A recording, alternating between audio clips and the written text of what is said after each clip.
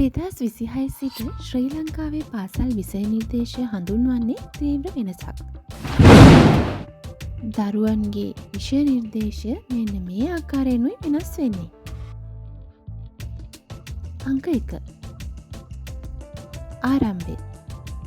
Grade 1 සහ grade 6 වලින්. අලුත් විෂය නිර්දේශය මුලින්ම ක්‍රියාත්මක වන්නේ ග්‍රේඩ් 1 සහ ග්‍රේඩ් 6 වලදී. මේක මොඩියුල් බේස්ඩ් හා ඇක්ටිවිටි ඩ්‍රිවන් අප්‍රෝච් එකක්.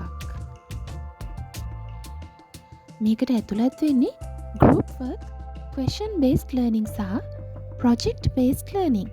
ට්‍රැඩිෂනල් පාඩම් පොත්වලට වෙනසක්. දැන් ඉගෙනීම සතුටක්. අංක 2. Grade 10 New syllabus. ග්‍රේඩ් 10 වලට නිව් සිලබස් එක ක්‍රියාත්මක වෙන්නේ 2028 දී.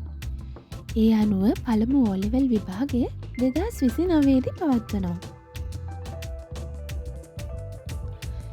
විෂයන් සිම්ප්ලිෆයි කරලා කෝ නොලෙජ් ප්ලස් ලයිෆ් ස්කිල්ස් එකකට අධික අවධානයක් තියෙනවා. අංක 3. Vocational education from grade 9. grade 9 සිටම දරුවන්ට තෝරාගත හැකි වොකේෂනල් සබ්ජෙක්ට්ස් හඳුන්වා දෙනවා. උදාහරණ විදියට ICT, ඇග්‍රිකල්චර්, ඩිසයින්, කාපෙන්ට්‍රි වගේ ස්කිල් බේස්ඩ් පාඩම්. මෙම පියවරින් දරුවාගේ කැමැත්ත හැටියට රැකියා සඳහා සූදානම් කිරීමක් සිදුවේවි. අංක 4. විභාග පද්ධතියේ වෙනස්කම්. 2026 සිට ඕලෙවල් විභාගයට විෂයන් 7කට සීමා වෙනවා. ට්‍රැඩිෂනල් ග්‍රේඩ් සිස්ටම් එක වෙනුවට GPA එහෙමත් නැත්නම් ග්‍රේඩ් පොයින්ට් ඇවරේජ් පද්ධතියකට මේක හැරෙනවා.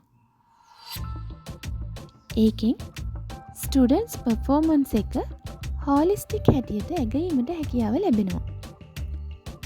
අංක 5. ආධාරක කාණ්ඩය. ගුරු පුහුණුව සහ පහසුකම්. මෙම සිලබස් එක සාර්ථක කරගන්න පුළුවන් වෙන්නේ ගුරු පුහුණුව සහ නව පරිච්ඡේදන ක්‍රමය මගින්. Digital plus physical classroom systems අභ්‍යන්තර බාහිර එකීම් පද්ධතියක්. දරුවන්, ගුරුවරුන්, දෙමාපියන් අතර එකමුතුවක්. මේක පාඩමක් නෙවෙයි, ජීවිතයට පදනමක්.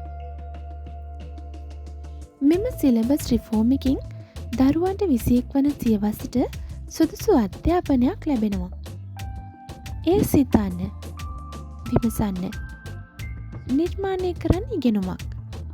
ඔබට මේ වෙනස වැදගත්ද කියලා හිතේ නම් ලයික් කරන්න, සබ්ස්ක්‍රයිබ් වෙන්න, ඔබේ අදහස කමෙන්ට් කරන්න.